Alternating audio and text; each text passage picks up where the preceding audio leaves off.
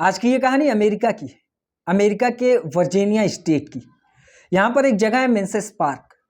ये एक ऐसा इलाका है जहाँ पर साउथ एशियन की ज़्यादातर आबादी है, यानी हिंदुस्तान, पाकिस्तान, बांग्लादेश, नेपाल। यहाँ के रहने वाले लोग अमेरिका के मेंसेस पार्क में जाकर बसे हुए हैं। इसी मेंसेस पार्क में एक नेपाली कपल भी रहता है, जिसमें एक व्यक्ति जिसका नाम नरेश होता है। इसकी उम्र 37 साल होती है और इसी के साथ उसकी पत्नी ममता भट्ट, जिसकी उम्र 28 साल होती है।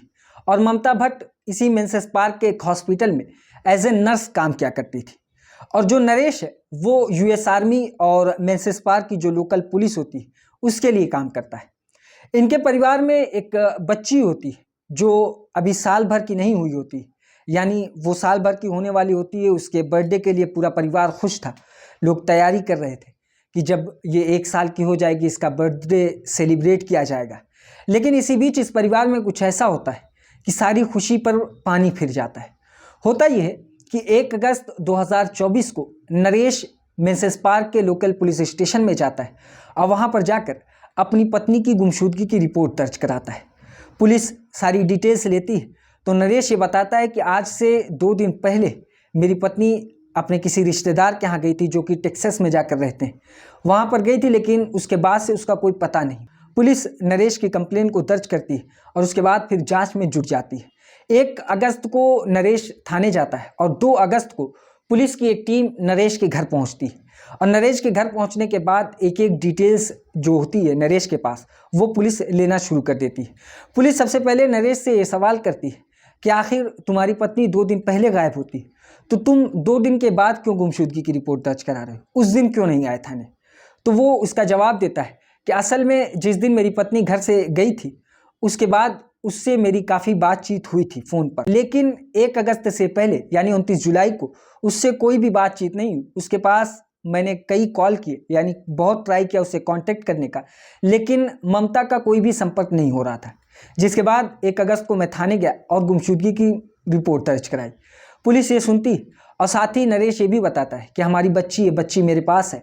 मैंने उसको एक वीडियो पे मैसेज भी दिया था कि प्लीज़ घर चले आओ, तुम्हारी बच्ची तुम्हारा इंतज़ार कर रही, लेकिन उसका भी कोई मामला, कोई सीन या फिर कोई रिप्लाई नहीं आया। इस वजह से मैं थाने गया। पुलिस सारी बात को सुनती है और उसकी कंप्लेन को दर्ज करती है, एक एक डिटेल्स लेती है। और पुलिस की एक टीम सबसे पहले टेक्सास जाती है, जहाँ पर उसके रिश्तेदार रहते थे ममता के, जहाँ पर नरेश कहता है कि मेरी पत्नी वहाँ गई थी। वहाँ पर एक टीम जाती है। वहाँ पर जब जांच करती तो पुलिस को एक चौंकाने वाला तथ्य सामने निकल कर आता है। पुलिस हैरान हो जाती है कि असल में नरेश ने जो एड्रेस दिया था वहाँ पर ममता का कोई भी रिश्तेदार रहता ही नहीं था। पुलिस जब और जांच करती है तो पता चलता है कि सिर्फ उसी जगह नहीं, बल्कि पूरे अमेरिका में ममता का कोई भी और दूसरा रिलेटिव रहता ही नहीं। पुलिस ये सुनकर काफ़ी हैरान होती, लेकिन पुलिस फ़ौरन नरेश के ऊपर हाथ नहीं डालती। पुलिस की टीम और भी एविडेंस को कलेक्ट करने की कोशिश करती है। एक पुख्ता सबूत होने के बाद वो प्लान करते हैं कि नरेश के ऊपर हाथ डालेंगे या उससे पूछताछ करेंगे। इस बीच पुलिस सबसे पहले नरेश का जो मोबाइल डाटा होता है उसे निकालते हैं। इस बीच पुलिस को जो नरेश का गूगल सर्च ऑपरेशन था, सर्च लिस्ट, उससे बहुत सी चीज़ें मिली, जिसकी वजह से पुलिस को नरेश के ऊपर और शक बढ़ने लगता है। असल में होता ये कि जब पुलिस उसके गूगल सर्च लिस्ट को चेक करती है तो यानी 4 महीने पहले, यानी अगस्त में ये मामला हुआ, अगस्त से 4 साढ़े 4 महीने पहले पुलिस जब सर्च लिस्ट देखती है तो उसमें कुछ ऐसी चीज़ें सर्च की गई थी जिसकी वजह से पुलिस को नरेश के ऊपर और भी डाउट होने लगता है। होता यह है कि नरेश ने गूगल पे सर्च किया था कि पति या पत्नी की मृत्यु के बाद, यानी छोड़ के चले जाने के बाद, पति के पास कितना टाइम होता है या कितने वक्त के बाद वो लीगल होता है कि वो दूसरी शादी कर सकता है। इस तरीके के कुछ कोटेशन को सर्च करने की वजह से पुलिस को उसके ऊपर और शक होता है, लेकिन पुलिस अब भी उसके ऊपर हाथ नहीं डालते और एविडेंस इकट्ठा करने की कोशिश करती। फिर दोबारा से नरेश से जब पूछताछ करते हैं तो पूछते हैं कि तुम्हारी जो कार थी वो कहाँ पर है। तो नरेश कहता है कि वो अपनी कार को बेच दिया है। पुलिस जब इसकी जानकारी निकालती है तो पता चलता है कि नरेश के पास एक टेस्ला की कार थी, लेकिन नरेश के मुताबिक उस कार को नरेश ने बेच दिया है। पुलिस जब जानकारी इकट्ठा करती है तो पता चलता है कि नरेश ने असल में उस कार को बेचा नहीं, बल्कि पास के ही एक गैरेज में वो पड़ी हुई। पुलिस जब उसकी जांच करती है तो देखती है कि अंदर से जो टेस्ला का कंप्यूटर अंदर लगा होता है वो गायब है। पुलिस इसके पीछे की वजह जानने की कोशिश करती है तो पुलिस के मुताबिक कि असल में उस कंप्यूटर में भी कुछ ऐसी चीज़ें सर्च की गई थी या ऐसी चीज़ों का आभास था, जिसकी वजह से उसके पकड़े जाने की संभावना थी। इस वजह से उसने कंप्यूटर को वहां से निकाल दिया था, उसे डिस्ट्रॉय कर दिया था। पुलिस इसके बावजूद अभी भी नरेश के ऊपर डायरेक्ट हाथ नहीं डालती।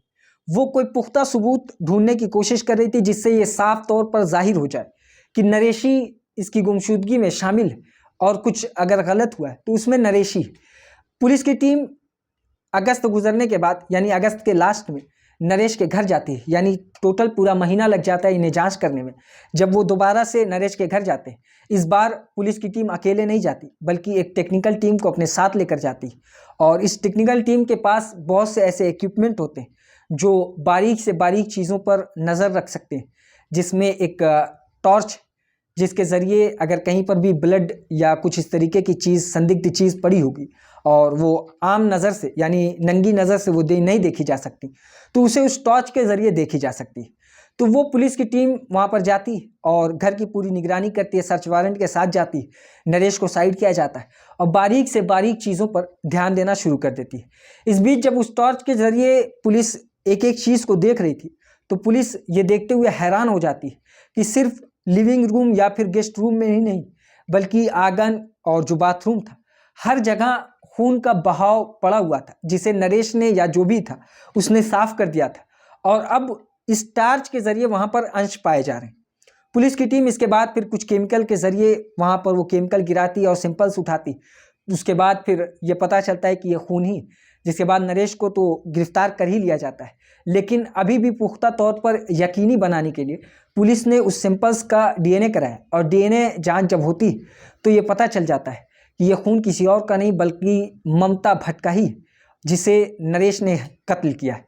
अब उसके बाद पुलिस की टीम नरेश से पूछताछ करती है।